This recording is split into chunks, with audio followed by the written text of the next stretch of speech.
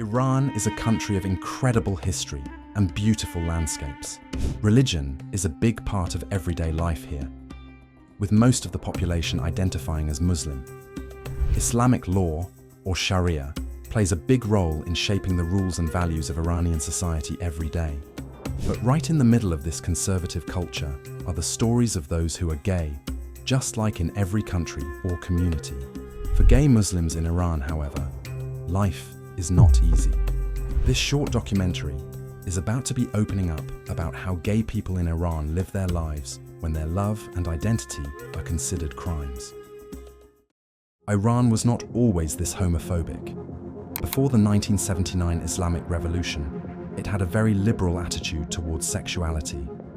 Being gay was not a crime, and there were several gay-friendly bars and clubs. Iran, a unique endeavor.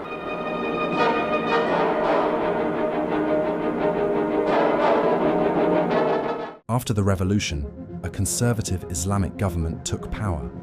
Homosexuality was classified as a crime against morality.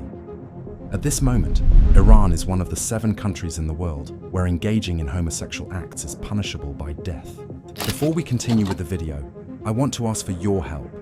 I'm trying to reach 1,000 subs. I'd really appreciate it if you would subscribe and help me out. Okay, let's continue. The Iranian current legal system is deeply attached to Islamic laws and cultural beliefs, which strictly prohibits any sexual activity outside of marriage. For men, engaging in homosexual acts can lead to punishments ranging from 74 lashes to the death penalty, depending on the circumstances. Women involved in same-sex activities may face 100 lashes, with the death penalty applicable after the 4th offense. These punishments are meant to enforce the idea that homosexuality is unnatural and against Islamic teachings. Signs are monitored daily by the Iranian moral police. But it's not just the government enforcing these rules. Families, neighbors, and communities also play a big role because of the pressure to follow cultural and social norms. Being gay is not only illegal, it's also seen as a deep shame. Families may disown their children, and in some cases, turn them over to the authorities to protect their reputation. قطعا من این کارو میکردم. حاکمیت بعضی موقع پیام میدادن، مثلا حالا از طرف یا اینکه اداره اطلاعات احضار میکرد، اطلاعات سپاه یا وزارت اطلاعات. Sometimes, just being suspected of being gay is enough to ruin someone's life. There are no laws to protect LGBTIQ+ people from discrimination, leaving them unprotected and forced to live hiding their orientation. The sad thing is, behind every fact, law, or statistic I am sharing, there are real people living in these circumstances. Please take a moment to realize that, while watching this YouTube video in your own, hopefully, safe environment, there are examples of families who go even further to protect their reputation. On May 4th, 2021, TikToker Alireza Fazeli Monfared, who identified as a non-binary gay man, was killed in his hometown in Iran. He was denied the chance to serve in the military just 2 days before. He was issued a card stating he was denied compulsory service because he was labeled as having behaviors that go against social and military values. His friends told the 20-year-old was abducted by family members and driven to an unknown location. The following day, the family members called Alireza's mother to let her know that her son was killed and his body was dumped under a tree. Authorities have recovered his body, but didn't make any arrests. While exact numbers are hard to determine, it is clear that a significant number of LGBTQ+ Iranians seek refuge abroad to escape discrimination and potential violence. For instance, many have fled to neighboring Turkey, where homosexuality is not criminalized.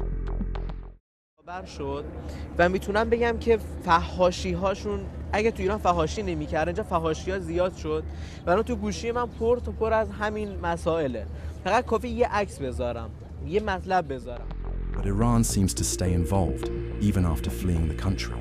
Organizations like the International Railroad for Queer Refugees, IRQR, have been assisting these individuals.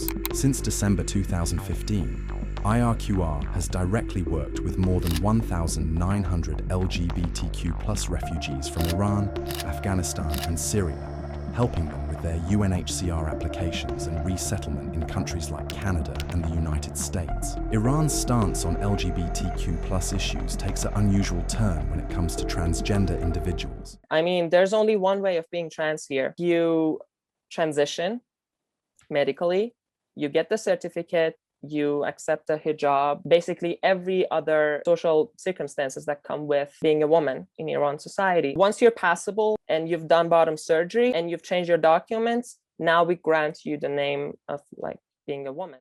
While homosexuality is criminalized, being transgender is legally recognized if accompanied by gender reassignment surgery. This policy stems from a 1987 fatwa by Ayatollah Khomeini, which permits and even encourages such surgeries. As a result, Iran has become one of the leading countries for gender reassignment procedures, second only to Thailand. This might seem progressive, but in reality, it's not. Gave a fatwa in 1986, and it became legal to, transition. And the government saw this as a phenomenon, had to be addressed and solved. Many gay men and women are pressured into transitioning. It is presented as the only way to avoid the severe punishments for homosexuality. But even after transitioning, they cannot lead a normal life.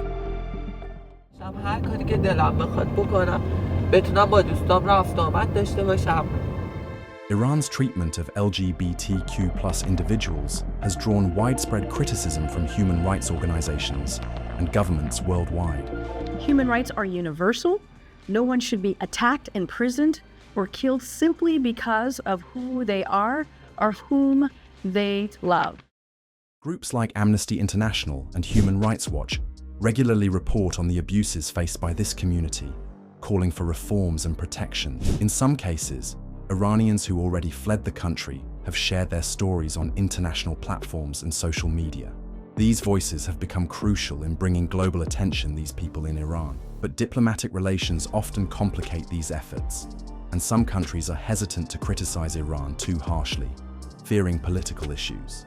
Others have used the issue as a bargaining tool in international negotiations. Activists and allies continue to push for change, both within Iran and on the global stage. Their efforts show us that silence only allows injustice to continue, and every voice raised matters in the fight for equality. Protests specifically for queer rights in Iran are very rare because of the risks. However, during the big Woman Life Freedom protests in 2022, which started after Mahsa Amini's death, some queer people joined in to show their struggles relating to this topic, taking a chance to speak out and stand up against the oppression they face. Given the facts we've all learned today, I cannot imagine how brave they've been to stand there. This documentary showed that being gay in Iran and being safe at the same time is nearly impossible. Progress toward change is moving painfully slow.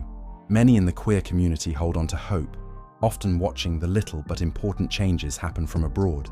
Now, it's up to us to ensure these people in Iran are heard and seen. Thank you so much for watching.